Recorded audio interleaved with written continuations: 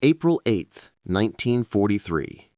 27,000 feet above occupied France. The air is thin, the engines roar, and a young German ace watches a bulky American fighter glimmer in the sunlight. He grins beneath his oxygen mask. Another slow Thunderbolt, he thinks. But then the lumbering shape dives. The German follows, throttling down, and suddenly the slow fighter disappears from his gun sight. Moments later, tracer fire cuts through the clouds from behind him. The hunter has become the hunted. That day, the Luftwaffe learned that the American P-47 Thunderbolt wasn't slow. It was unstoppable. This is the story of the fighter that was mocked for its size, doubted for its design, yet became one of the most powerful symbols of Allied victory in World War II. When Republic Aviation began work on the P-47 in 1940, the world was already at war.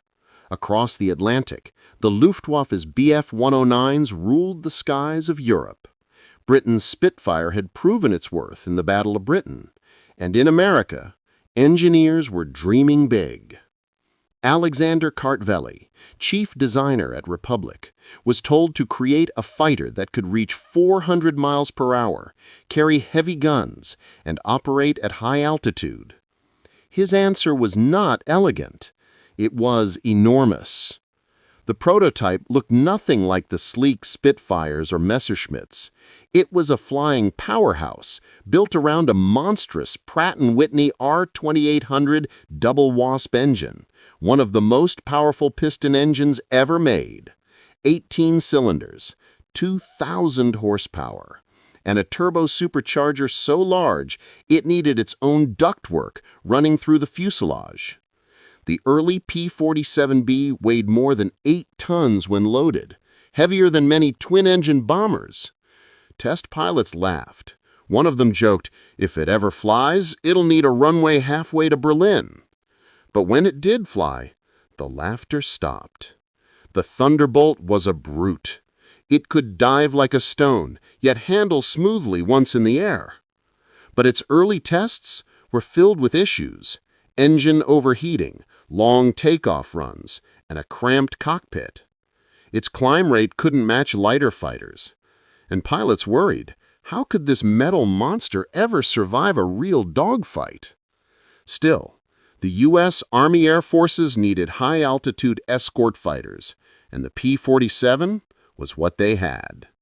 By early 1943, squadrons of shiny new P-47Cs began arriving in England. They joined the 8th Air Force, ready to defend American bombers heading toward Nazi Germany. But the first missions were a disaster. Many Thunderbolts couldn't even reach their targets. Fuel tanks ran dry before they got home. Pilots cursed the plane for its short range and poor climb. It seemed destined for failure, until a few pilots decided to truly learn its secrets. The 56th Fighter Group, led by Colonel Hubert Zemke, refused to give up. Zemke was an experienced pilot who understood aerodynamics as well as tactics. He realized the P-47 wasn't a turn fighter. It was a power fighter. He trained his men to use energy fighting, dive from high altitude, hit fast, and climb back before the enemy could respond. It was a brutal, efficient method, the boom and zoom tactic. Soon, the same pilots who had hated their Thunderbolts were returning from missions grinning. They'd shot down Bf-109s and FW-190s without a scratch. At 30,000 feet, the Jug was unstoppable. Its turbo-supercharged engine thrived where others choked, and when it dove, its speed was unmatched, sometimes exceeding 500 miles per hour. German pilots learned not to follow a Thunderbolt into a dive. Those who did rarely came back. The nickname came naturally, the Jug, short for Juggernaut, because that's exactly what it was. Its thick armor plating and massive radial engine made it nearly indestructible. Unlike liquid-cooled fighters, its air-cooled engine could take hits and keep running. Lieutenant Robert S. Johnson learned this the hard way and lived to tell it. In June 1943, Johnson's P-47 was ambushed by 8 FW-190s. Shells tore into his engine, shattered his canopy, and set his plane ablaze. But the engine refused to die. With controls jammed and blood in his eyes, Johnson dove, praying. The German leaders circled, pouring cannon fire into the wounded Jug, and when his guns ran dry, he saluted and peeled away. Somehow, Johnson brought the P-47 home. His plane had over 200 holes, a shredded canopy, and no brakes, but it landed safely. That day, the legend of the P-47's toughness was born. For months, the Thunderbolt's short range limited its impact. Bombers needed escort all the way to Germany, and the P-47 could barely make it to the French coast.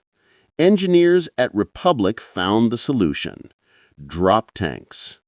With these external fuel tanks, the Jub could finally escort bombers deep into enemy territory and strike back on the return. By late 1943, the Thunderbolt was a true long-range escort. Now, it was the Luftwaffe's turn to fear the sky. The 56th, 78th, and 353rd Fighter Groups unleashed havoc.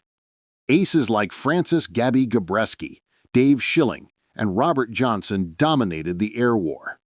Gabreski alone scored 28 aerial victories. Zemke's Wolfpack became one of the most feared units in the air. The Thunderbolt's heavy .50 caliber guns could shred any enemy in seconds, each wing carrying 4, firing at 800 rounds per minute. German pilots quickly learned to dive for cover when they saw silver jugs overhead. And then came 1944. The year the Thunderbolt became more than a fighter. It became a weapon of liberation. June 6, 1944. As Allied troops stormed the beaches of Normandy, hundreds of P-47s filled the sky. Their mission? Destroy German defenses, tanks, and artillery threatening the invasion. Flying low and fast, Thunderbolts unleashed machine guns, bombs, and rockets with devastating precision. German troops would later say, when the Thunderbolts came, the world turned to fire. They strafed convoys, shattered bridges, and ripped apart train lines. By the end of the first week of D-Day, German armor in Normandy was in ruins. The Jug was no longer just an escort fighter, it was a flying tank killer. The P-47's transformation into a ground attack platform was one of the greatest tactical evolutions of the war. With 8 .50 cal guns, rockets, and 2,500 pounds of bombs, it could carry nearly the same payload as a light bomber. Flying just a few hundred feet above the ground, pilots like Zemke and Schilling rained destruction on German supply lines. They targeted locomotives, ammunition depots, and columns of retreating troops. Each mission crippled the Wehrmacht's ability to fight. And unlike other aircraft, the P-47 could take direct flak hits and keep flying home. Its losses were minimal compared to its results. It was, quite literally, a one-plane army. While Europe burned, the Pacific was a different kind of war. Islands, jungles, an endless ocean. There, too, the Thunderbolt proved its worth. Units like the 348th Fighter Group flew P-47s in the Pacific Theater, providing escort and ground attack support over New Guinea, the Philippines, and Okinawa. In the humid, brutal heat, the P-47's rugged engine and durability were lifesavers. It could handle long missions over water, where a single failure meant death. The Japanese soon learned to fear its roar as much as the Germans did. By the end of World War II, the Thunderbolt had flown over 546,000 combat sorties. It destroyed more than 7,000 enemy aircraft and tens of thousands of ground targets. It became the backbone of the Allied air offensive, reliable, powerful, and deadly. Pilots trusted it. Crews adored it. It didn't just win dogfights, it won trust. Even as the sleeker P-51 Mustang arrived, many pilots stayed loyal to their Jugs. Because when the odds were bad, they knew the Thunderbolt would bring them home. When peace came in 1945, thousands of Thunderbolts were decommissioned, sold, or scrapped. But many lived on, flying for allied nations like Brazil, Mexico, and France. Some fought in Korea and even into the 1950s in smaller air forces. Yet wherever they flew, the legend remained the same. The P-47 was the fighter that shouldn't have worked but did. The aircraft that looked clumsy but ruled the sky. Its roar became the soundtrack of Allied dominance. Today, only a few Thunderbolts remain airworthy. But when those engines ignite at air shows, veterans still turn their heads. They remember the sound, that deep growl of freedom.